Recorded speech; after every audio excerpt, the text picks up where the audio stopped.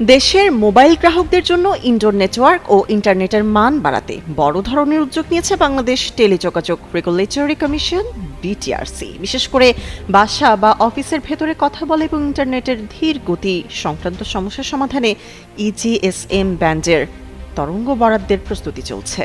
বর্তমানে দেশে প্রায় 18.5 কোটি মোবাইল সংযোগ রয়েছে। মোট গ্রাহকের 60% গ্রাম ও উপশহর এলাকায় বসবাস করেন। শহরের তুলনায় প্রান্তিক পর্যায়ে নেটওয়ার্কের মান এখনও দুর্বল। ঘরের ভেতরে কথা বলার সময় সংযোগ বিচ্ছিন্ন হওয়া এবং ইন্টারনেটে কাঙ্ক্ষিত গতি না পাওয়ার অভিযোগ দীর্ঘদিনের। খবরের সব সিরিয়াস আপডেট তো জানলেন, এবার একটু বিনোদন হয়ে যাক। ঘুরে আসুন আমাদের চরবিজয় গ্রুপ চ্যানেল থেকে। এই ভিডিওর ডেসক্রিপশন বক্সে আমাদের চ্যানেলের লিংক আছে, এক ক্লিকে গিয়ে দেখে আসুন। এই পরিস্থিতি উত্তরণে বিটিআরসি অভ্যন্তরীণ নেটওয়ার্ক ব্যবস্থা শক্তিশালী করার পরিকল্পনা করেছে। গ্রামীণ ফোনের পর এবার ইজিএসএম ব্যান্ডের তরঙ্গজে আবেদন করেছে রবি ও বাংলালিংক।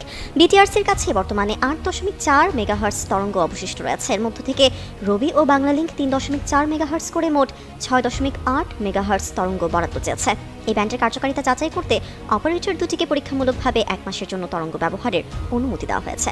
অপারেটরদের মতে এই তরঙ্গ ব্যবহারের ফলে ঘরের ভেতর ডেটা নেটওয়ার্ক আগের চেয়ে অনেক বেশি স্থিতিশীল হবে। প্রয়োজনীয় যন্ত্রপাতি প্রস্তুত থাকে দ্রুতই এই সেবা দেওয়া সম্ভব। সীমান্ত এবং প্রত্যন্ত অঞ্চলে এই তরঙ্গের কার্যকারিতা নিয়ে প্রতিবেদন জমা দেওয়ার পর চূড়ান্ত সিদ্ধান্ত নেবে নিয়ন্ত্রক সংস্থা। বর্তমানে দেশে মোবাইল ভয়েস কল ও ইন্টারনেট সেবা দিচ্ছে 4 অপারেটর।